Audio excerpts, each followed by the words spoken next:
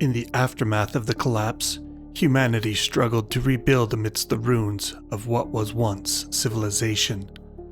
Small groups of survivors had formed fragile communities, isolated in the wasteland. Each town was a fortress against the perils outside, both the living and the relics of the ancients that still roamed the land. But every fall, something far worse emerged from the darkness. The survivors in the settlement of Ashford had learned to fear October 31st. The elders shared stories of how, on this night, things came creeping out of the dark, things that weren't supposed to exist. Many in the town had lost loved ones to it, and each year they barricaded themselves in the old town hall, praying for daylight. This year was no different. Eli, a scarred man who had survived many horrors, stood watch by a cracked window.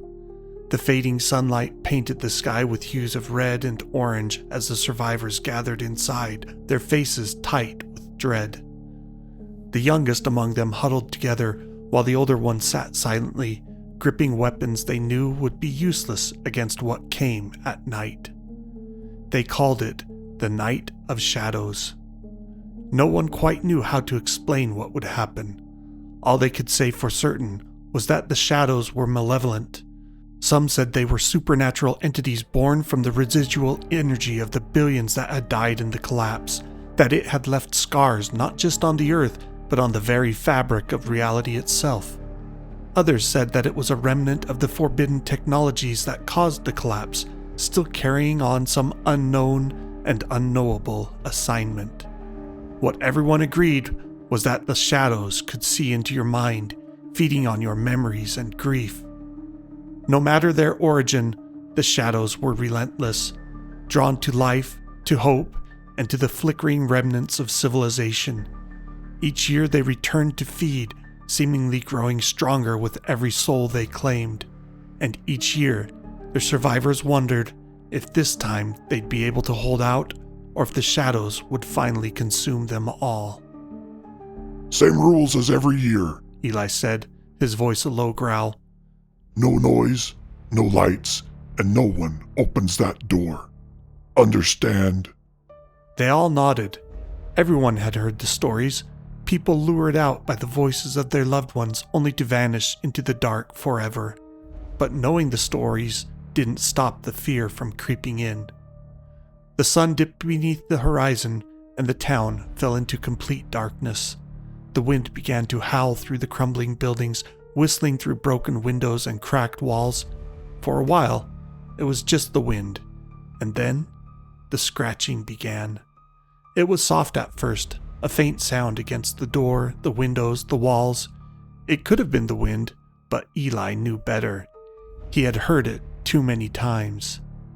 The shadows outside the hall began to move, thickening, swirling like a living fog.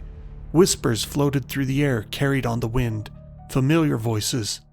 Eli felt his chest tighten when he heard her voice again. "Daddy! Help me!" His daughter, lost to him 2 years ago on this very night. He had tried to save her, but the shadows had taken her. The guilt ate at him. He gripped his knife tighter, though he knew it would do nothing against the darkness. Across the room, a woman named Lila gasped. "My husband! I can hear him!" she whispered, standing.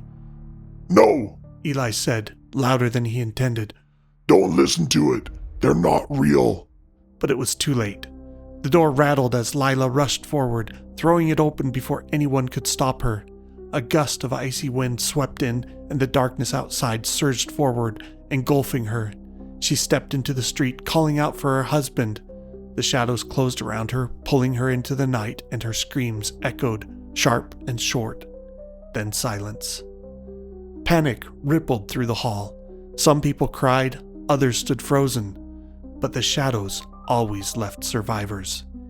Eli slammed the door shut, his heart pounding in his chest. "Barricade it," he ordered. Several others rushed to block the entrance again, their hands shaking. But as they worked, the shadows grew bolder. Black tendrils of darkness slid through cracks in the walls, creeping along the floor.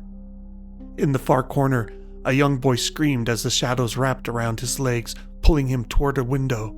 His mother tried to grab him, but the darkness was too strong, too fast. Eli rushed forward, slashing at the shadow with his knife. The blade passed through it like air, but the distraction was enough. The shadow hesitated, and with a final yank, Eli pulled the boy free. The darkness retreated for a moment, but they all knew it wasn't over. The whispers continued, swirling in the air like a haunting melody. Eli looked around the room. Some of the survivors were holding strong. Others were cracking, tempted by the voices of lost ones. "Stay with me," He shouted. "Don't let them take you. They aren't real." Another man, Arthur, gripped his head, moaning, "My daughter, she's calling for me. She needs me." "She's gone, Arthur." Eli said, stepping toward him, but Arthur was too far gone. He bolted for a window, smashing into it despite Eli's protests. The shadows seemed to pull him out of the room, swallowing him as quickly as they had Lila. Another scream echoed into the night. That should have been the end. A shattered window and a clear opening into the hall, but it wasn't. The shadows pressed closer now, swirling through the cracks in the walls and windows, filling the air with their cold, suffocating presence. Eli's heart raced, but he refused to give in. "Close your eyes," He barked. "Don't listen. Don't look at them." The remaining survivors huddled together, their eyes squeezed shut, trying to block out the whispers. The minutes dragged on like hours, the room growing colder, the air heavier. Eli held his knife, useless though it was, and waited as the darkness swirled around them. And then, just as the last shreds of hope began to fade, the first light of dawn broke over the horizon. The shadows recoiled, retreating back into the crumbling ruins outside. The whispers faded, replaced by the soft sound of the wind. It was over, for now. Eli collapsed to his knees, exhausted but alive. Only a few had been lost this time. A grim victory, but a victory nonetheless. As the survivors slowly stood, shaken and silent, Eli looked out the window at the receding shadows. He knew they would be back again next year, hungrier than ever.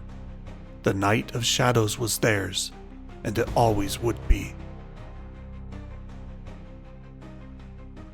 Thanks for joining me at Tales from the Post-Apocalypse. This is the month of October, so it's a good time for Halloween spooky stories and fun stuff. So I'm going to try and put up as many Halloween-related post-apocalyptic horror stories as I can come up with. Please like and subscribe and share around if you enjoy this sort of thing. Thanks for watching. We'll see you soon.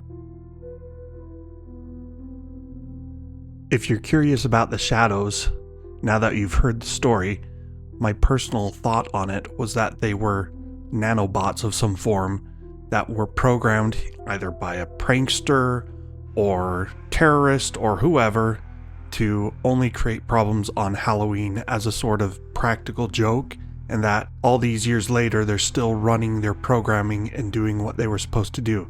So they're designed to read people's brains, scan them as kind of a cloud consciousness, work to create stress and anxiety and freak people out and maybe make things spooky, but they never want to destroy everything and everyone, so they always just take 1 or 2 or 3 people and then terrorize the rest and fade away as the sun rises.